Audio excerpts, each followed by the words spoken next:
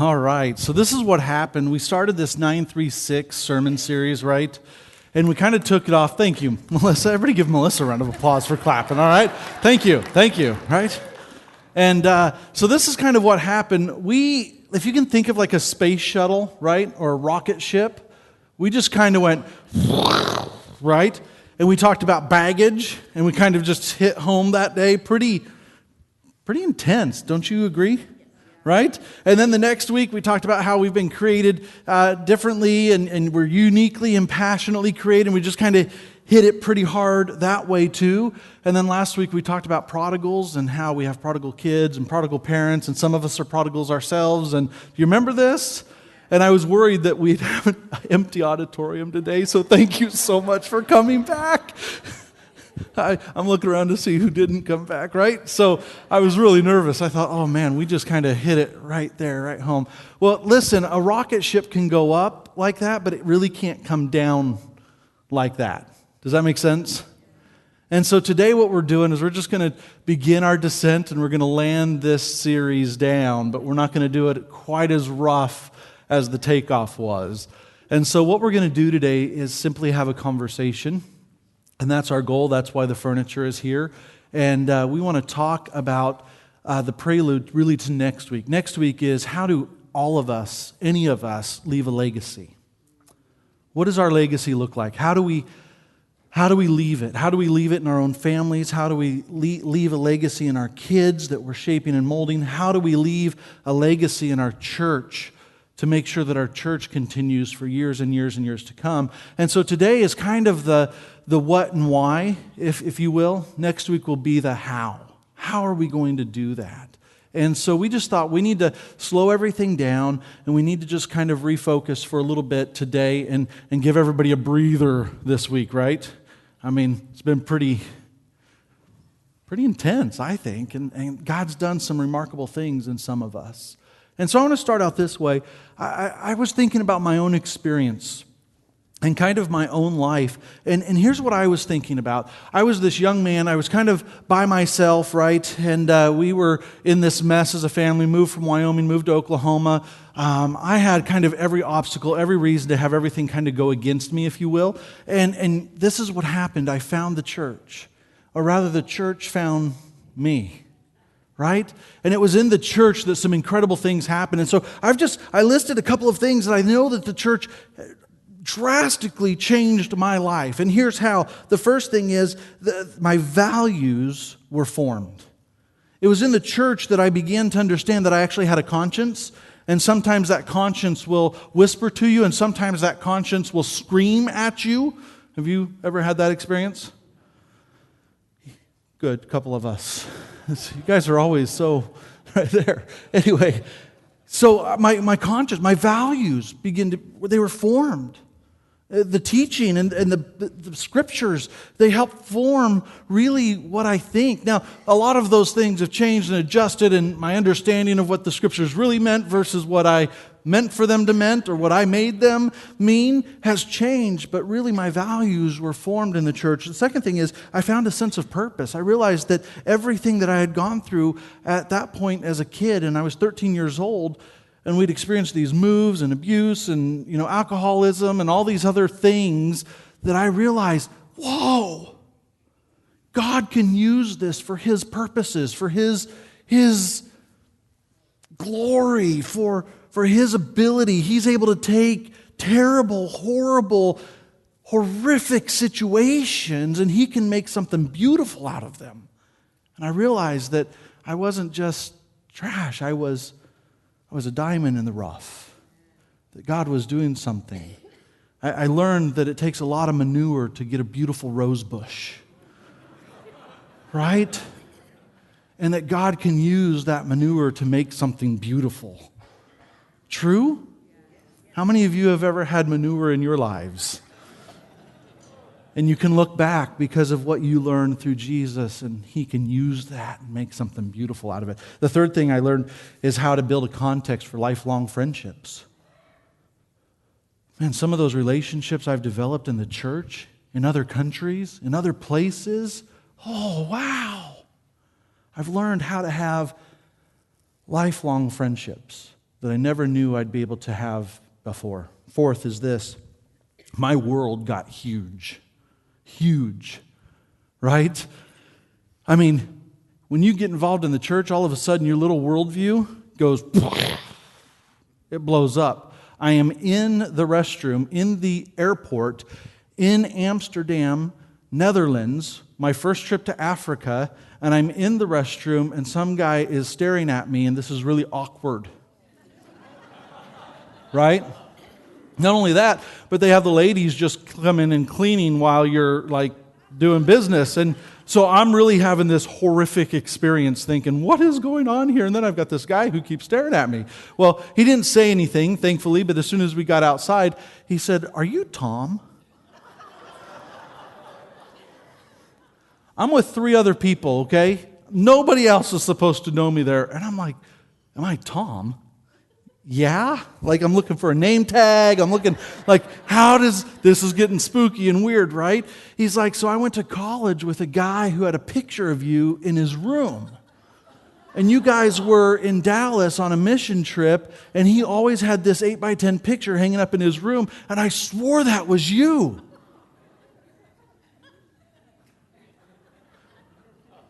I said, yes, it's me. And I walked away and I went, my world is no longer small. Right? And then I walked to the airport. I'm no longer in Kansas anymore, right? Just that feeling. And that's what I learned in the church. And lastly is this: I developed a heart of generosity in the church. It was in the church that I realized God has given it all. And I can give it too.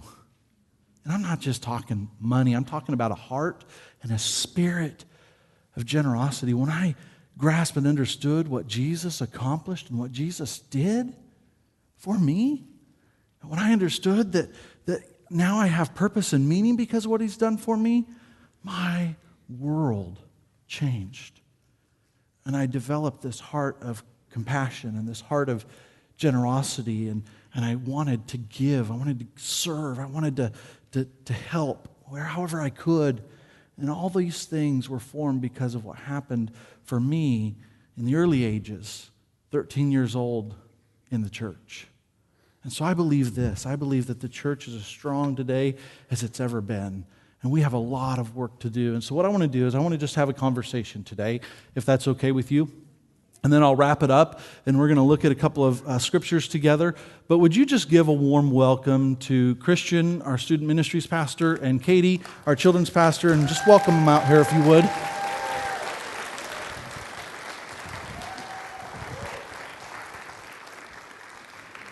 So they're going to take these chairs, and I'm going to take this chair.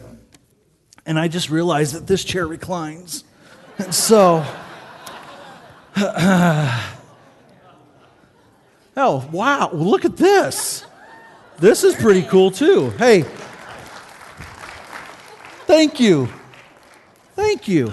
You look better than when I was trying to recline in Craig's chair. Oh, that was horrible. We're at the all-church picnic, and Craig had this gravity chair. I've got a video that may or may not show up sometime in here of Katie trying to use that gravity chair. All right? It was the best part of the all-church picnic. Like, we could have paid a bunch of money for a comedian, but we had Katie trying to sit in this chair. So, anyway. Hey, let me ask a question first. Sound good? Why student ministry, Christian? And why Mountainview? Tell us just real quick, why you have a passion for student ministry? Yeah, man, I remember being junior high schooler. At that point, I had kind of just like checked out of church altogether, and but I was just starving for somebody to influence my life. It really was. It really was like looking to kind of fill that void in my life, and I tried to get it so many places, and there were people who didn't always take that opportunity. They didn't always do it in a good way, and then it would always fall out some sort of way. And so I had a leader at a church that I started going to with some of my friends my sophomore year who just took that opportunity and just ran with it. And when I look back at high school, I'm not one of those glory days people. I'm not like, those were the best years of my life. But I think we're lying if we don't say those are some of the most developmentally important years of our life. And it's a lot of times we experience the first things in our teenage years. Sometimes the first time somebody dies. Sometimes the first time you have to go through a hardship or something in your family doesn't go the way that you thought. Yeah. And so just seeing how much impact came during that time in my life, and just the ability that I could be one of those people who's like trying to fight for that, trying to use kind of this authority you get being older. Like, people just look to you because you're older sometimes, and they're like, oh, I'll follow that person even though we didn't do anything to get it. And that we could use that for like a good purpose, and not for a selfish purpose. How many of you resonate with what Christian just said? And that was kind of your experience, that thank God somebody grabbed you in those formative years, yes? How many of you wish you would have had that? Didn't have it, but wish you would have had it. Yeah. And so why Mountain View? One of the things I love about Mountain View so much is that we really try and be a church that follows Jesus. I mean, I know that sounds simple, but you can get so lost in who we're trying to be and what we're trying to do and what we're putting on and how we're getting people through the doors. But one thing that really made me fall in love with here is that we just try and follow Jesus. And we even use that language, in every aspect of our vision and who we are. And I know I've said this before, but it's my favorite thing. At the end of the day, who had time for kids when nobody else did? Jesus did. And so that's the kind of church I want to be a part of. Awesome. All right, how about you, Katie? Why kids ministry? So I was kind of the church girl consistently through my life. In fact, I was invited to church as a child and went to church and then brought my parents to church. So I was that kid. And so I just have always had, from the time I can remember being really young, Jesus in my life. And my parents were divorced, so I had a lot of inconsistencies. And my parents were very different. Like, I don't think my mom's here this service, but I've always said growing up, like, how were you ever married to my dad? Like, I don't even understand how you guys ever got along or had anything in common. However, they were so different that I would go to my mom's house or my dad's house and be, like, have to figure out who I was supposed to be in those different areas, like what role I had to play as a kid, because I had different expectations in each household. But I knew at church, I knew the expectation was that Jesus loved me. That was consistent for me. And I always grew up knowing that. And my church leaders were consistent in my life. And they showed up. They were there when I needed them. They encouraged me. And it was just like, that was just really formative for me as a kid. So that's why I'm passionate about kids knowing who Jesus is. So how many of your story is similar to what Katie just said? Probably not very many. I think I'm an anomaly. That is true. In that. But More than for sure. So why Mountain View then? Let's. Well, because we care about kids. Like, I think that's, and I mean, piggybacking off of what Christian said about being Jesus to people. I mean, I think that's number one, first and foremost. But there are so many things that I love, and this was a loaded question because I knew it was coming. And I thought, how am I going to make it short? But really, that we're celebrating more. We're celebrating wins more in kids and adults. I love that about what we're doing here at Mountain View. I love that kids and students are being put in the forefront, and that we're understanding that it is formative and it is important. And I feel like we're in a place where we're doing God's work. And it's big and it's important and it's exciting and there's a buzz, and it's just, I can feel people's passion kind of reigniting for kids and students. That's really exciting. I always like to be kind of in the midst of what God's doing. So kind of in your world, how are you seeing that happen? How are you seeing God just really work and transform the kids that you're working with? Yeah, well, there's been a lot of transition in our kids ministry, in leadership and curriculum and just a lot of different areas. And honestly, when I first got here, there was a lot of, it was kind of darker feeling, like a little bit of like, not really, there wasn't a lot of excitement. There were people that were excited, but as a whole, it felt kind of like we're kind of stuck. It just kind of felt stuck. And then over the past couple months, I've even had people come up and say to me, like, wow, the mood has just changed. There's like fog has lifted. People are like, I can see progress being made. I can see that we're moving in a direction. People who haven't been involved in children's ministry are coming up and saying, I want to get involved. Like, this is exciting. And that's, I don't know, I think that I'm just seeing people getting excited again about kids ministry. Good. Yeah. And Christian, I was really glad that she went on a little bit longer because I saw you taking a drink. I thought, oh no, I'll have to ask you this next question while you're taking a drink. We've talked a lot about just the philosophy of student ministry. And student ministry is very different than it was at Mountainview in the 80s and even the 90s and even 5 years ago. What's been the most significant, I guess, philosophical shift in our student ministry? Yeah, I think one of the biggest things is that, people who are, the high-ups in youth ministry and who I go to because they're way smarter than me, we've really shifted this movement of we don't need teachers anymore. It's not what we're looking for. We don't, not that kids don't need to learn, and specifically me, I'm talking a lot about teenagers, but they're at a time where they're really trying to figure out all this stuff that they've been either learning before or that they're kind of taking in, and obviously we do still have some teaching for them, but we really need people who just show up in their lives. That's really what makes a difference, because teaching can have this aspect of a one-time thing. It can have this kind of moment thing, like, here's the right info. Now, go be a good person. Like, where showing up in a kid's life means that it's not just like we expect you to get it like that. It's kind of this, we're on this journey together, let me come alongside you.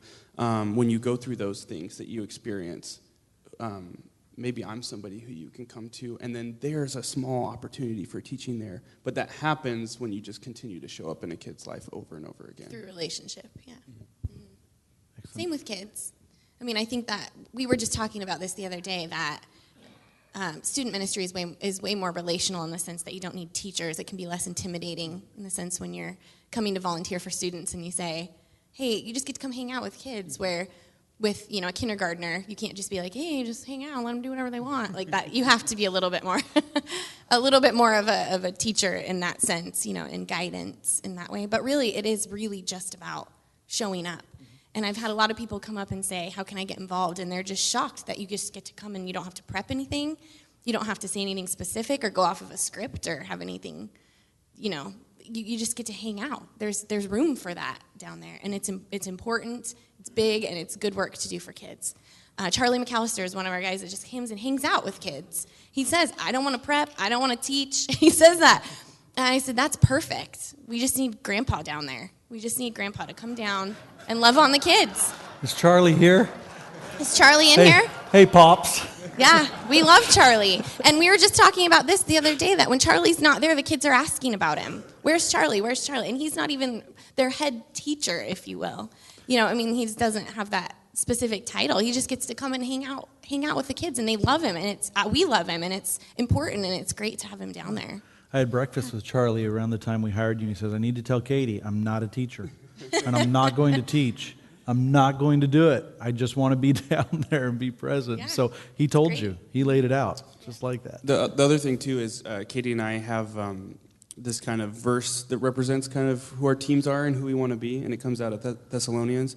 And Paul, basically, as he starts this letter, says, we love you so much that we give you the gospel, but not just the gospel, we also give you our lives. And that's really like what we want to see happen. So when you talk about the qualification, you're just looking for somebody who's willing to be present, loves to be around the age that you're talking about, and they just be willing to not just tell them about Jesus, but live life with them, pour their life out. Yep. Yeah. And it is amazing how many people I've run into just in my life's work with kids. My life's work, I'm 72. I'm not that old, but I've been working with kids for a while, I guess, compared to how old I am. That it is amazing how people start out by saying, I don't really like kids. Kids aren't my jam. Like, I don't want to be around kids. Then they start working with kids, and they're like, I love kids. Like, there's just something about them that changed my heart. It's really true. If we let Because sometimes as I notice, as I'm getting older and we do remove ourselves, I used to think, at what point am I going to be an old parent? Like where I no longer relate to my kids, right? Well, it happened like the other day. Samuel told me a toilet stall is now called a locker at school. He said, you were in the locker at the toilet? And I said, what, do you have lockers in your toilet room at You're school? trying to picture That's Samuel weird. getting into a school locker. Yeah, at Okay. school. And he said, Mom, he's like, you wouldn't know anyway, you're old. That's what he told me. And I said, wait a second, I am? Like, I got to check in on this. Like, I got to check in with this. So, at some point I thought, when am I going to be that old parent I start relating? But then I look at my 4-year-old daughter, and there's moments where she changes my perspective in life when I'm around her. And my 6-year-old changes my perspective. And the joy that they find in those simple things and those simple Bible stories that we learned about and we've heard 1,100,000 times, they're hearing for the first time. And it is exciting, and it lights their brains up, and you get to see their faces just know more about who Jesus is. And that's great. I mean, that drives me forward. That drives me forward. So quick story. Pat Scherler's up there, and she's been serving in our second hour preschool ministry, which is where Eli goes. And this is a true thing where we just talk about trying to make it practical at home and what the church is doing at church and how we build that bridge, right? And so last week they talked about Moses, baby Moses. And I'm going to try to get the story right. And Pat was busy helping do all sorts of other things. And Eli kept asking questions like the princess loved baby Moses when she found him, right? And some of these various questions. So we get home Sunday afternoon, and we're talking about how the princess adopted baby Moses. Well, if you don't know, Eli's adopted, right?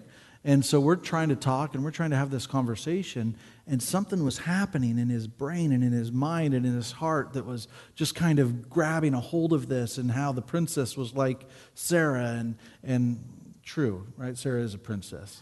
You guys tell her I said that. Sarah, are you listening? Because you all tell her the bad things I say, but not the good things. All right? That was for free. Anyway, or that was a plead for help. All right? So anyway, Sarah says, now who else was adopted? I was like, I don't know. Well, somebody else has been adopted. Not me. I used to be adopted. Whoa is right. Whoa is right. And this is the power of this. What's happening at the church, what's happening at home is a beautiful thing. And so, Katie, I want you just to speak into this question.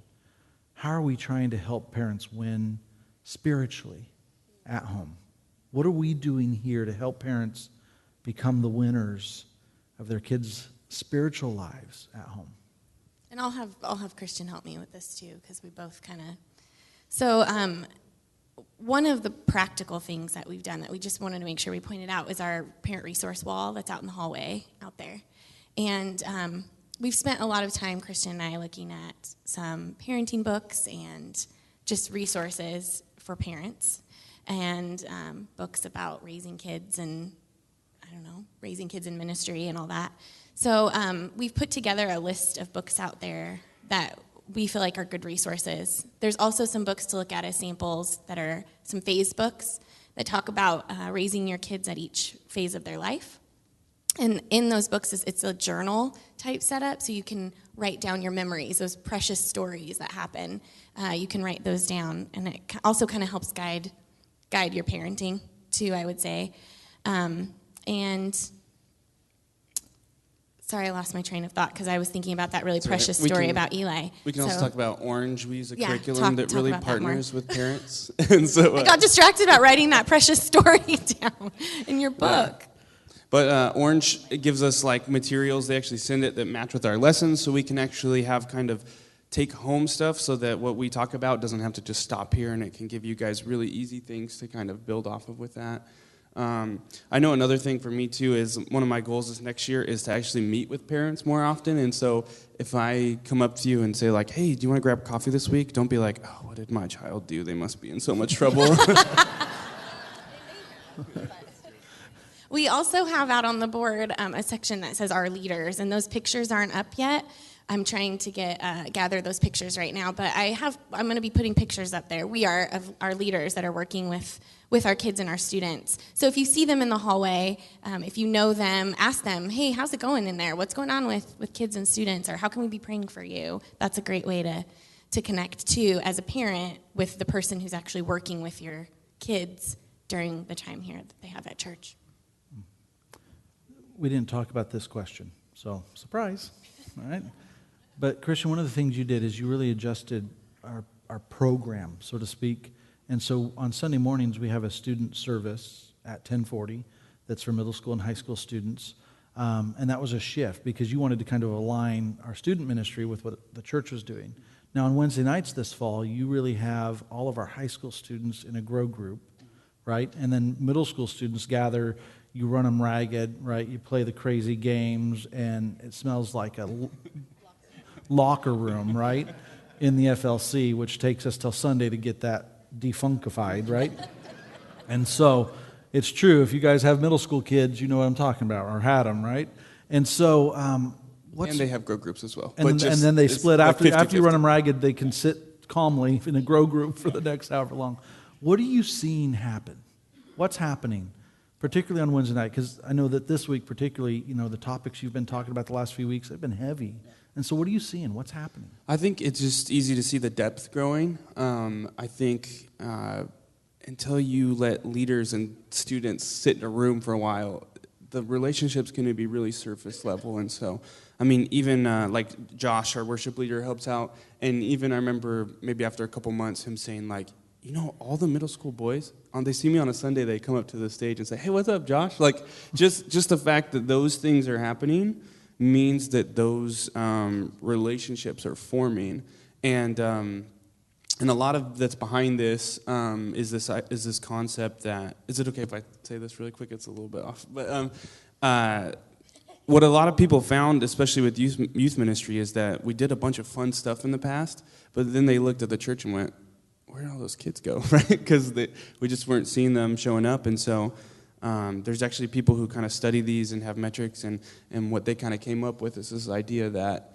the main thing that gets students to transfer from high school, not graduate high school and church in the same year, is when they have intergenerational relationships, when they have 5 specifically is what they say. And so just the fact that we've allowed those to happen, that's mostly what's been done, is we've just allowed the space for those to grow.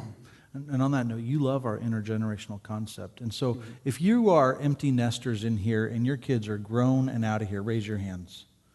All right, real high. So this is probably 70% of our attendance today, all right? This service specifically, all right? And there are some crazy former youth leaders in here who took kids on bicycle rides down 101, all right? Which our insurance company wouldn't even allow us to do anymore, okay? And so, yeah, oars, carols, you guys back there. So what's what I'm asking? Yeah. What would you say? What genuinely from your heart, what do you want them to know? Yeah, so regardless of if you serve with us or not, because this series we're just talking about influencing kids who are in your life, it is not about connecting with the society and culture. Everyone thinks like, I'm not on Instagram. I don't know who Migos is, which I'm assuming a lot of us don't know who they are. But kids, they want to be known and they want to be loved. If you can remember a kid's name and you can care about what's going on in their life, you will make such a huge impact. And if you don't believe me, find any one of our high school girls and ask them how they feel about Ann Teen. And seriously, is Ann in here? I think she comes maybe next service, but that's what kids need. Is she in here this service? I think Ann. She's in next service. Sometimes she is. She's usually sitting right there. She's not there. Yeah, but she was mad at me from last week. Just kidding. Yeah.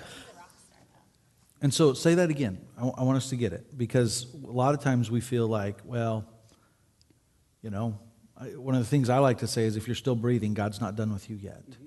And so say that again so that we really understand. Yeah, if you will remember a kid's name and you will care about what's going on in their life, they will love you.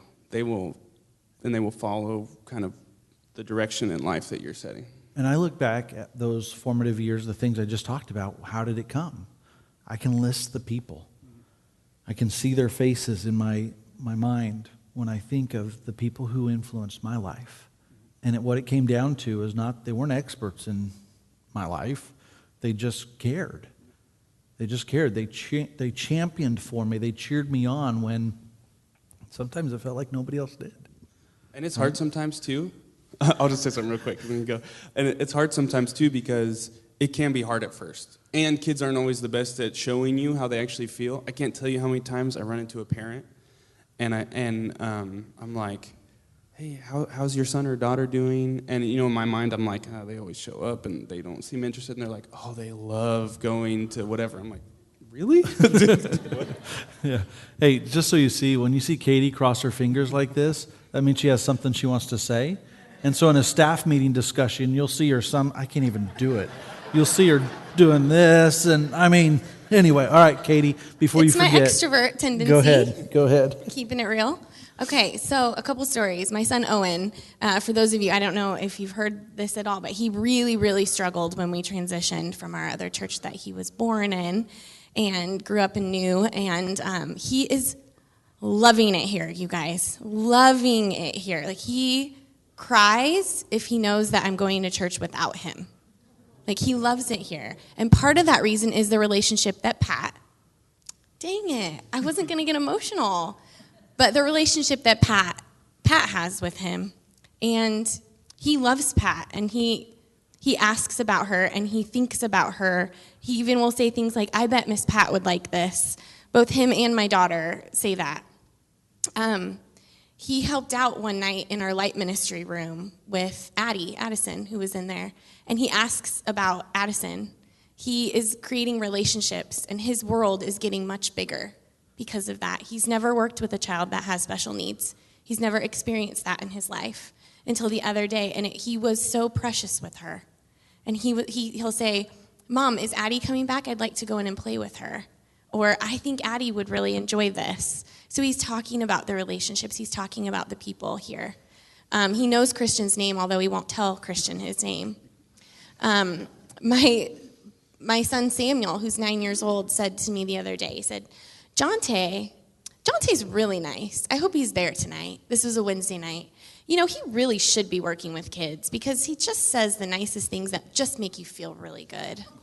Like that. And isn't that like right out of the hearts of children? Like, that's what they want. That's what they're longing for. It's just someone that can say really nice things to them and just make them feel really good. So as a parent, I wasn't going to ask this question either. So as a parent, how can the people who are the empty nesters in here, the people who have been there, done that, worked in our children's ministry, raised their kids, now have great grandkids, you know what I mean? How can they influence you as a parent?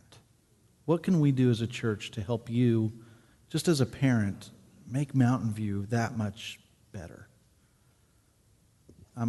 That's for Katie. Yeah. Oh, this is for me. Okay. I just already talked too many times. So, I would say that, again, because I'm unique in this way as a parent. So I'm going to speak for a second about my perspective about this, that I actually draw from and love getting advice, if you will, or encouragement from generations above me. So when I was a little girl, my mom used to take me to tea with this woman. Her name was Marion. She was in her 80s. And we would have tea every week with her. And those moments were precious to me. And I got so much out of those. And I would even go to like what we called our tea talks, which was most of the time our elderly women in the church would go to. And I just drew so much experience and love and respect from that. So so for me personally, being able to build relationships with people in generations above me is really important to me as a parent. We were just talking about this the other day, that parents now have so much reason to not go to people for advice or questions because they can Google it. Like, right? I'm coming out of that generation of being able to Google anything that I want. So the idea that we have grow groups here, that you can invite people in other generations than what you are, and so that you can influence them, so that they can influence you, so that you can know what's happening in the lives of parents today, because parenting today is a lot different than parenting 10 years ago, or even 20 years ago, or even 5 years ago. For me, when I had newborn babies, I see stuff come out all the time. I'm like, what is that contraption? I'm old now, and I'm like, my son is 9 and survived without that thing. Why do you need that? That little piece of baby equipment. I don't know what they are. But just the idea that if we can be in relationship with people and take a risk and take a step out to talk with somebody, invite somebody that's not like you, it makes a big difference. Our world gets bigger, even bigger. And we get to influence their children. So if you come up to Christian and I, you're influencing us, that trickles down to our kids. So even if you feel like kids are intimidating, find somebody that's not, that has kids, and put yourself out there and just say, hi, how can I encourage you? Would you like to come to our grow group? Take a step out. If you've been in the same grow group, and I'm gonna be risk here. If you've been in the same grow group with people that are in your same generation for the past 5 years, maybe say, hey guys, we're gonna split this up for a year, and we're gonna invite people that are not in our own age group, and just take a risk and try it. I think it might be something that's Well, one of the things we're learning even about could really change our lives. what they're calling Generation Z is they are longing. Interestingly enough, they're coming back to some other traditions of the church. They're coming back to the relational concept, and they're setting social media aside and embracing like face-to-face relationship again. Christian, what would you say? I think too, sometimes, we have this like model of how we do things in youth, and then for some reason when they become adults, we think like, oh, now it's different. But what do all adults want? They want to be known, and they want to be loved too. And so, Do you? Yeah. We do, don't we? And We so I think sometimes the way that we try and influence kids is how we influence parents and adults is show up in their lives. I mean, and I know it's a little bit harder because they don't have a 4:00 JV football game on Tuesday, but whatever they're doing, man, they're throwing a birthday party, whatever it is. Just show up in their lives where you can find spaces to do that, and that's where people really, really learn that you care about them. Yeah. So tell us what you have planned today, because I want to transition to the next part of what we need to do. So, yes. I was You're like, what are you today? talking about? Yes. Yes. So with this series, we've really been asking a lot about our church, just the way to think about things, the way to kind of see our ministries, and the way we see kids in our church. And so we really wanted to celebrate that. And so Thank you. Yeah, say thank you. So we wanted to do something kind of fun for you guys. So I can talk a little bit about what we're doing, and then you can talk about a little bit maybe about what they can also get while they're there. And so we have a bunch of students today who love you guys, who are helping us prep a bunch of just like pancakes and some toppings like that, so you can stop over here and get some after service. And we just want a chance for you guys to kind of just have something on us, celebrate, and then also we'll be there and if you want to talk to us about anything. Yeah, and we'll be over there by the parent resource wall if you guys have any questions for us or want to just say hi, or if you want to say, how can I sign up to volunteer? That's a great place to do it.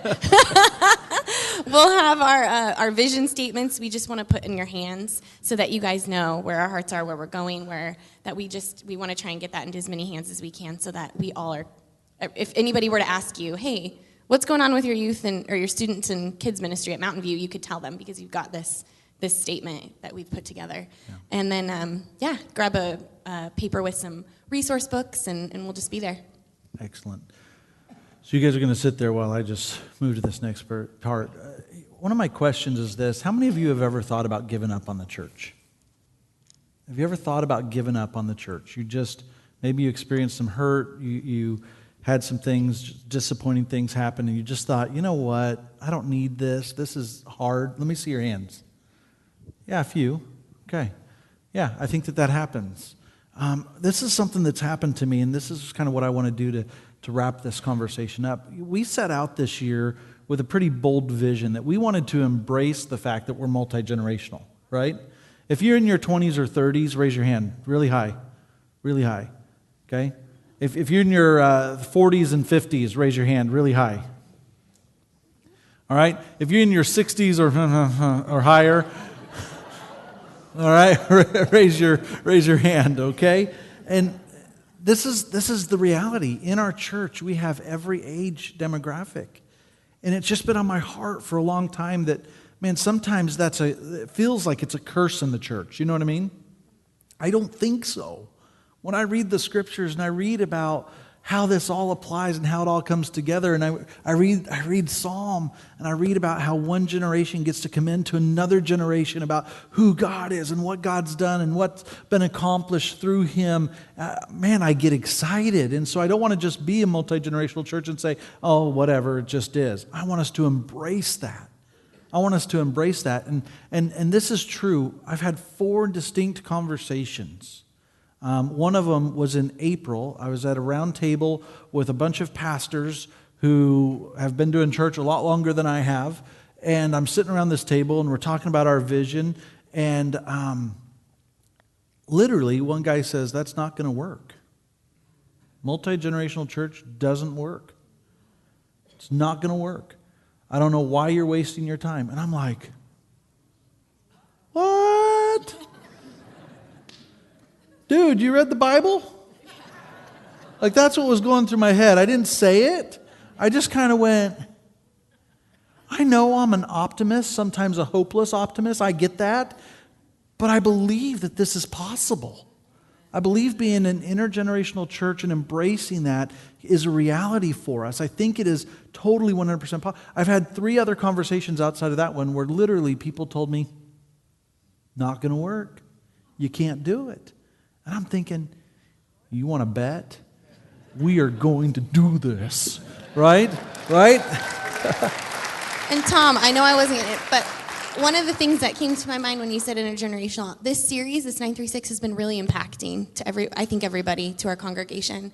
And what I think it was so cool about it is that we sat in a room and helped design this series with you. You brought it to us. But that series came out of intergenerational relationships and conversation. And to me, that's just proof that it works. It's been really frustrating, actually, for me, because the things that people have loved each week weren't my ideas. All right? Like the Jimmy Johnson quote was yours, right?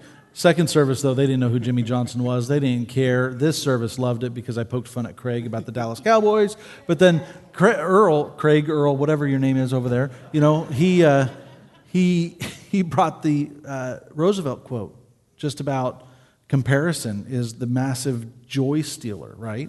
And people love that. And so you're absolutely right. And this is what I believe. I always go back to John 17. Listen to this. I do not ask for these only, but also for those who will believe in me through their word, that they may all be one, just as you, Father, are in me and I in you, that they also may be in us, so that the world may believe that you have sent me. The glory that you have given me, I have given to them, that they may be one even as we are one.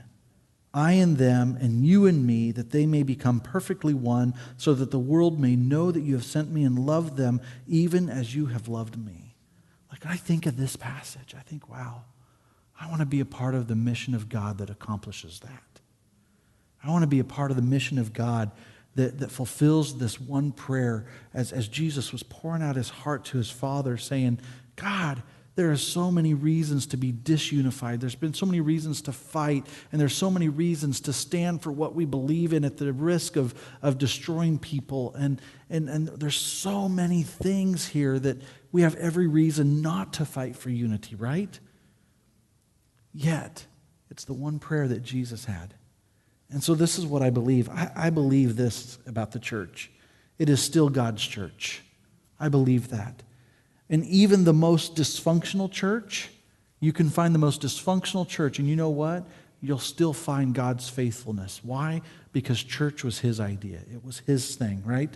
There can't be a messier church than the church of Corinth. You read 1st and 2nd Corinthians, Mountainview's in great shape, right?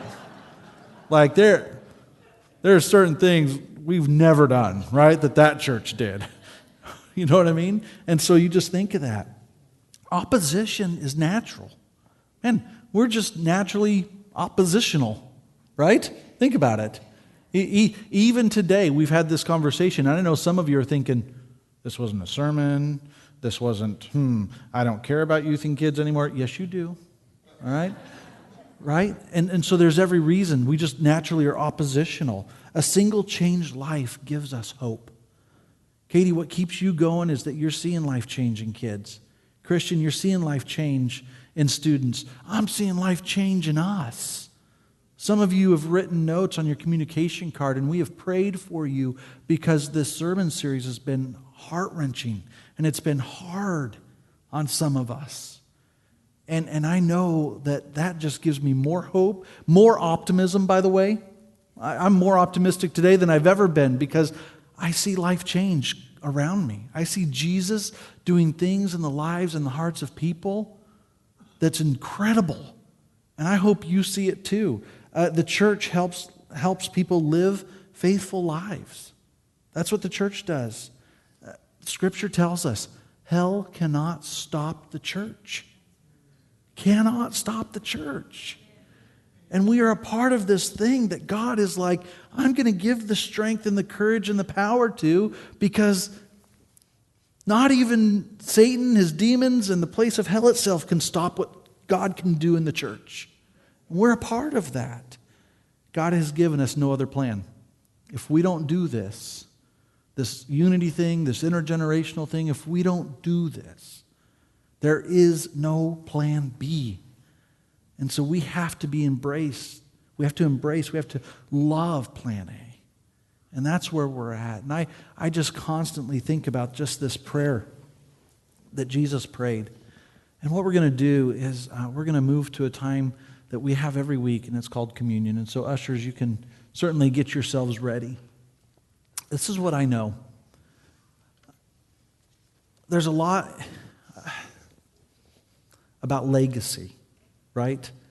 And this is what I told you. This little talk here was the what and the why, so that next week we can talk about how we're going to leave a legacy, not only in our own lives and our own families and with our kids and our grandkids, but how are we as a church going to make sure that Mountain View is still a strong, consistent church in the years to come, right?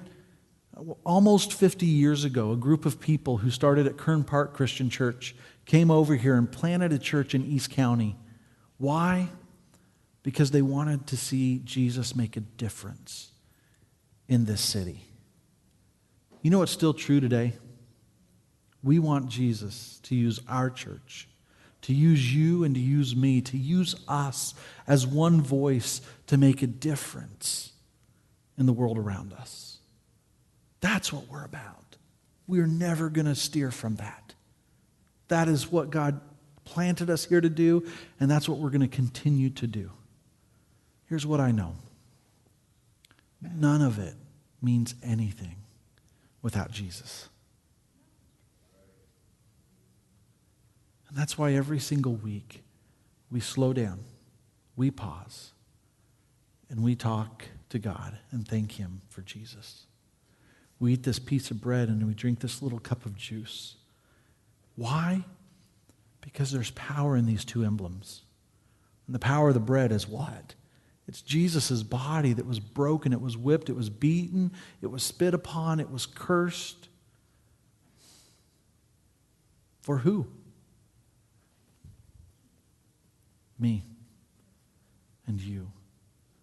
And that juice represents the blood of Jesus that was poured out of His body. Why? Because He wanted us to be forgiven. He had to be the sacrifice. And so when you eat this bread and drink this juice today, would you thank Him for who He is and what He's done?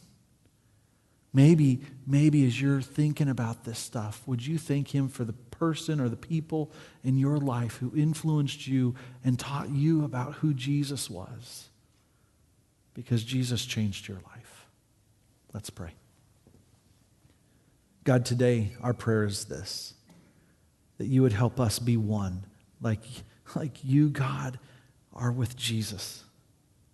Will you help us, God, fight against the opposition and embrace what you've done? It's because of the cross that multi-generational, intergenerational, and unity is possible. It's because of the cross that we don't have to carry baggage anymore. It's because of the cross that we can find reality in how we've been shaped and formed and created. And it's because of the cross, God, that prodigal children and prodigal parents can come back to you. It's because of the cross that we gather here today and with one voice praise you, worship you, and want to be challenged by you. And so right now, just help us focus on the cross. In Jesus' name, amen.